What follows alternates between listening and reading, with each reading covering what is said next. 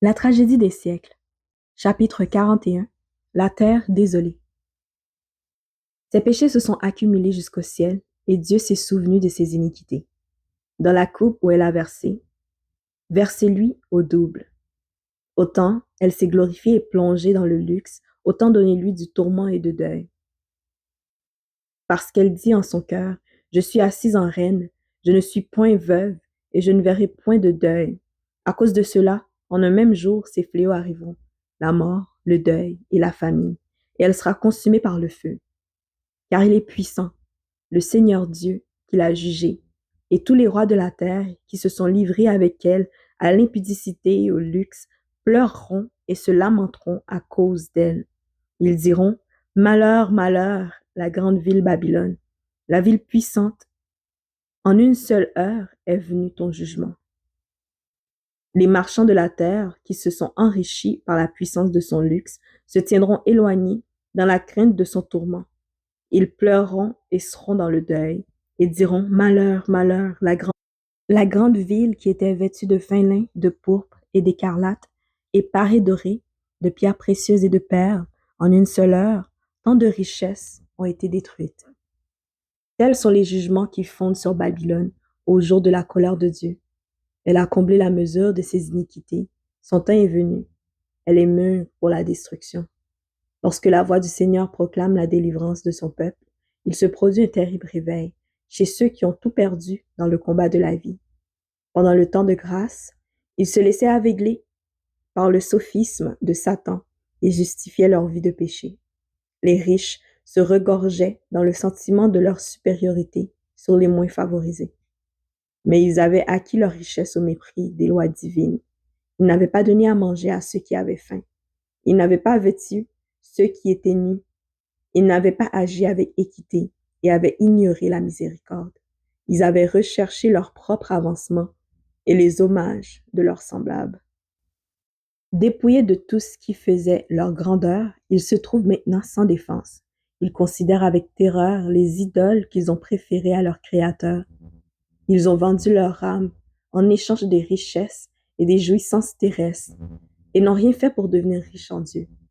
En conséquence de leur vie manquée, leurs trésors sont vermoulus, leurs plaisirs changés en amertume et les gains de toute une vie anéantis en un instant. Ils déplorent la destruction de leur luxueux palais, la perte de leur argent et de leur or, mais ils cessent bientôt de se désoler de la perte de leurs biens, frappés de mutisme par la crainte de périr avec leur idole. Si les méchants éprouvent des regrets, ce n'est pas d'avoir négligé leur devoir envers Dieu et leurs semblables, c'est parce que l'Éternel a vaincu. Ils ne se répandent pas de leur méchanceté. Ce qui les accable, ce sont les conséquences de leur action. S'ils avaient quelque chance de succès, ils ne négligeraient rien pour s'assurer la victoire. Le monde voit ceux qu'il a tournés en dérision et dont il désirait la mort passer indemne au travers de la peste, des tempêtes et des tremblements de terre. Celui qui est un feu dévorant pour les transgresseurs de sa loi est un abri pour son peuple. Le pasteur qui a sacrifié la vérité à la faveur des hommes voit maintenant la nature et l'influence de ses enseignements. Il constate que l'œil de l'omniscient le suivait en chair, dans la rue, dans ses rapports multiples avec ses semblables. Chaque émotion de son âme, chaque ligne écrite de sa main, chaque parole proférée, toute action, en un mot destiné à pousser les hommes à travers leur sécurité, dans le mensonge à porter ses fruits, et les pauvres âmes perdues qu'il voit autour de lui sont la moisson de ses semailles.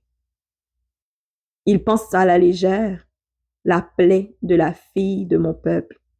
Paix, paix, disent-ils, et il n'y a point de paix.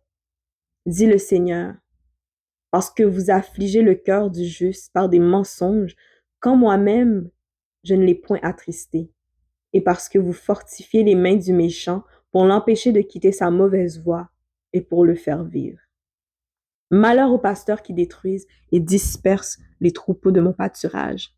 Voici, je vous châtierai à cause de la méchanceté de vos actions. Gémissez, pasteurs, et criez, roulez-vous dans la cendre, conducteurs de troupeaux, car les jours sont venus, vous allez être égorgés. Plus de refuge pour les pasteurs, plus de salut pour les conducteurs des troupeaux.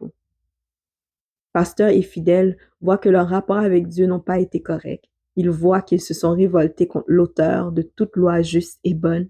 La méconnaissance des préceptes divins a donné lieu à des maux sans nombre, à la discorde, à la haine, à l'iniquité, au point que la terre est devenue un champ de bataille et une sentine de corruption.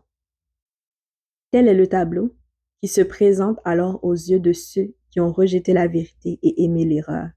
Des paroles ne sauraient rendre l'intensité avec laquelle les infidèles et les rebelles pleurent maintenant ce qu'ils ont perdu à tout jamais, la vie éternelle.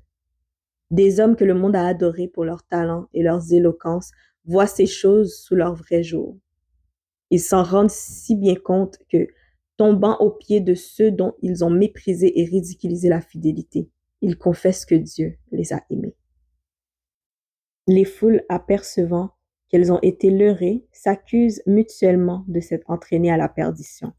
Mais tous s'accordent pour rejeter sur leur pasteur la plus grosse part du mal, ministres infidèles. Ils ont annoncé des choses agréables, ils ont incité leurs auditeurs à annuler la loi de Dieu et à persécuter ceux qui voulaient lui obéir. Dans leur désespoir, ces docteurs confessent ouvertement leur imposture. Les foules furieuses s'écrient « Nous sommes perdus, et c'est vous qui en êtes la cause. » Ceux qui les admiraient profèrent contre eux les plus terribles malédictions. Les mains mêmes qui les couronnaient de lauriers sont les premières à se lever contre eux. Les épées qui devaient verser le sang du peuple de Dieu se dirigent maintenant contre ses ennemis. Partout, on ne voit que des batailles et carnages. Le bruit parvient jusqu'à l'extrémité de la terre, car l'Éternel est en dispute avec les nations. Il entre en jugement contre toute chair, il livre les méchants au glaive. Il y a 6000 ans que le grand conflit se poursuit. Le Fils de Dieu et ses célestes messagers, luttant contre la puissance du malin, se sont efforcés d'avertir, d'éclairer et de sauver les enfants des hommes. Maintenant, tous ont pris position. Les méchants se sont identifiés avec Satan dans sa guerre contre le Seigneur. Le temps est venu pour Dieu de revendiquer l'autorité de sa loi violée. Ce n'est plus contre le diable seulement que la guerre est dirigée, mais aussi contre l'homme. L'Éternel est en dispute avec les nations. Il livre les méchants au glaive. Les hommes qui soupirent et qui gémissent à cause de toutes les abominations commises sont marqués. Maintenant, s'avance l'ange de la mort, représenté dans Ézéchiel par des hommes armés d'instruments de destruction, auxquels il est dit « Passez dans la ville et frappez, que votre œil soit sans pitié et n'ayez point de miséricorde. Tuez, détruisez les vieillards, les jeunes hommes, les vierges, les enfants et les femmes, mais n'approchez pas de quiconque aura sur lui la marque, et commencez par mon sanctuaire. » Le prophète ajoute, « Ils commencèrent par les anciens qui étaient devant la maison. La destruction commence par ceux qui se sont donnés pour conducteurs religieux. Les fausses sentinelles tombent les premières. On a compassion de personne, nul n'est épargné. Hommes, femmes, jeunes, filles et enfants périssent ensemble. L'Éternel sort de sa demeure pour punir les crimes des habitants de la terre, et la terre mettra le sang à nu. Elle ne couvrira plus les meurtres. Voici la plaie dont l'Éternel frappera tous les peuples qui auront combattu contre Jérusalem. Leur chair tombera en pourriture, tandis qu'ils seront sur leurs pieds. Leurs yeux tomberont en pourriture dans leurs orbites, et leur langue tombera en pourriture dans leur bouche. En ce jour-là, l'Éternel produira un grand trouble parmi eux. L'un saisira la main de l'autre, et ils lèveront la main les uns sur les autres. C'est au choc brutal de leur passion farouche, comme aussi sous les coups non mitigés de la colère de Dieu, que tombent les méchants habitants de la terre. Prêtres, magistrats, gens du peuple, riches et pauvres, grands et petits. Ceux que tuera l'Éternel en ce jour seront étendus d'un bout à l'autre de la terre. Ils ne seront ni pleurés, ni recueillis, ni enterrés.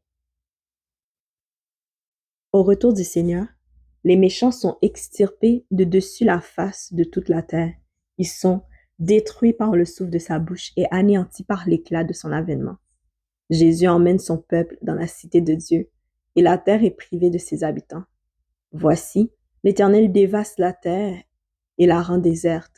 Il en bouleverse la face et en disperse les habitants. La terre est dévastée, livrée au pillage, car l'Éternel l'a décrété. Il transgressait les lois, violait les ordonnances, il rompait l'alliance éternelle.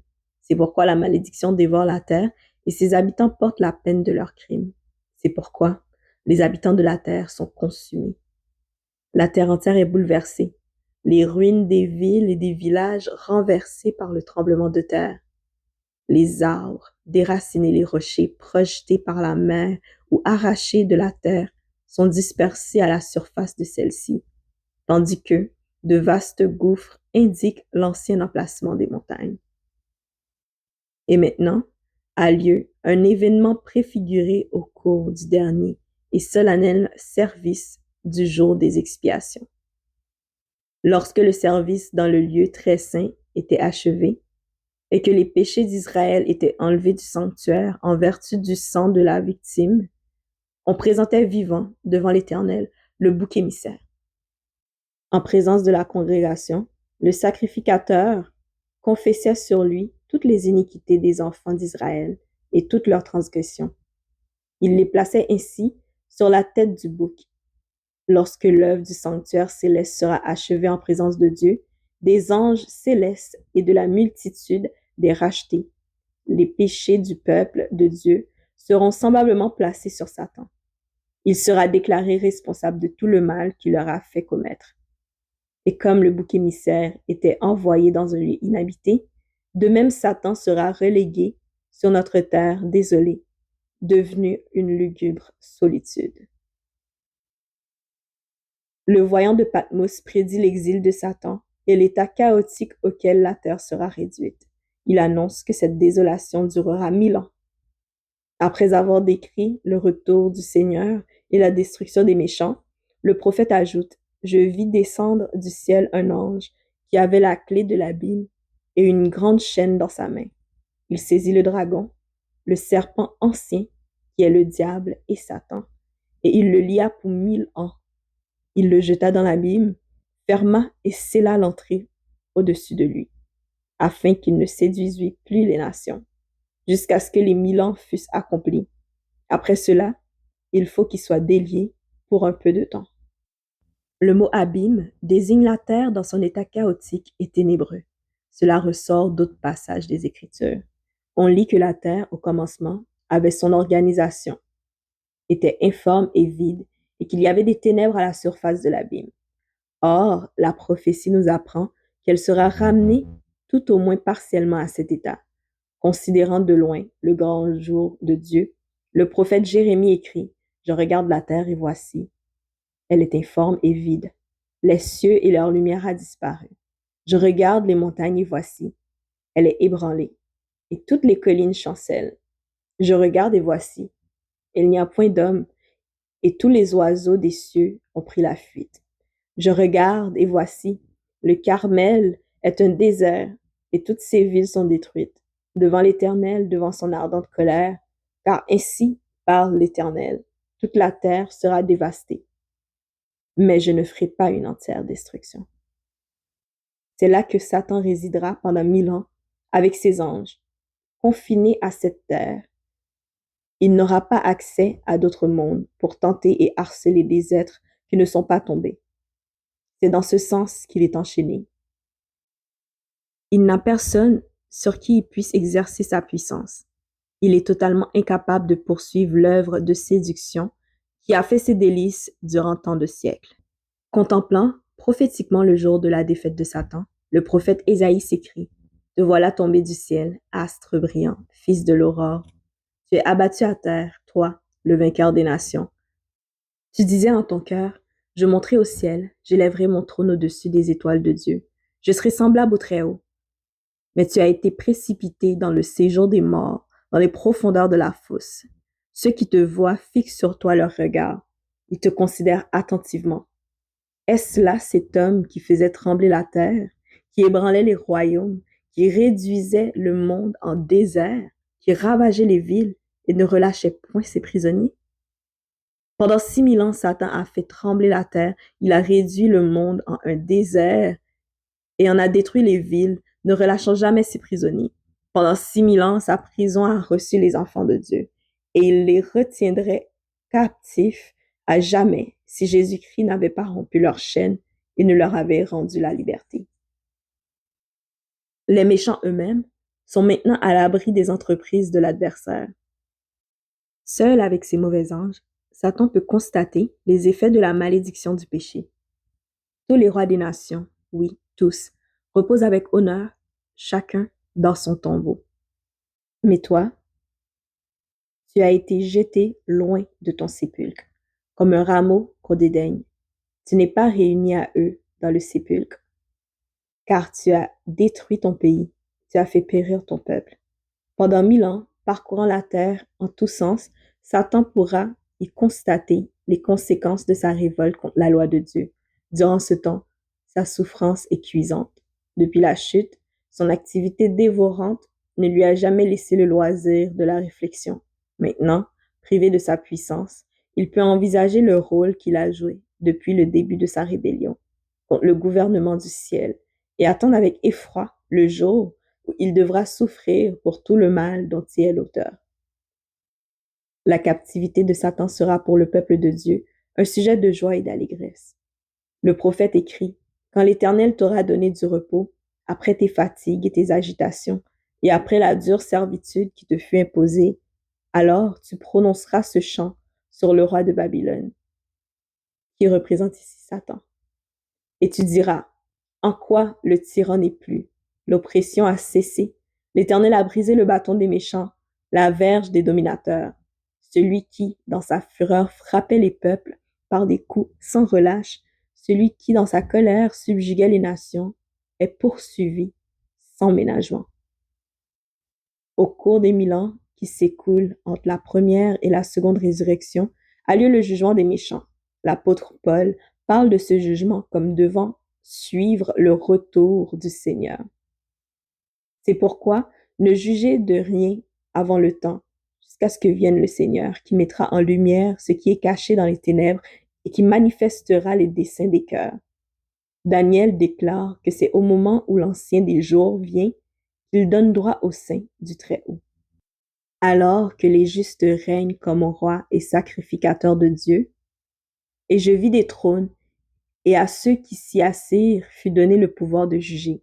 Ils seront sacrificateurs de Dieu et de Christ, et ils régneront avec lui pendant 1000 ans. C'est alors que, selon la déclaration de Paul, les saints jugeront le monde. Conjointement avec Jésus-Christ, ils jugent les méchants en comparant leur vie avec les préceptes du Saint-Livre et se prononcent sur le cas de chacun. Quand la mesure de châtiment réservée à chaque impénitent est évaluée, elle est inscrite en face de son nom sur le livre de la mort. Satan et ses mauvais anges sont également jugés par Jésus-Christ et par son peuple. Paul écrit, « Ne savez-vous pas que nous jugerons les anges? » Et Jude nous apprend que Dieu a réservé pour le jugement du grand jour, enchaînés éternellement par les ténèbres, les anges qui n'ont pas gardé leur dignité, mais qui ont abandonné leur propre demeure. À la fin de ces 1000 ans, aura lieu la seconde résurrection, celle des méchants, qui comparaîtront devant Dieu pour l'exécution du jugement écrit.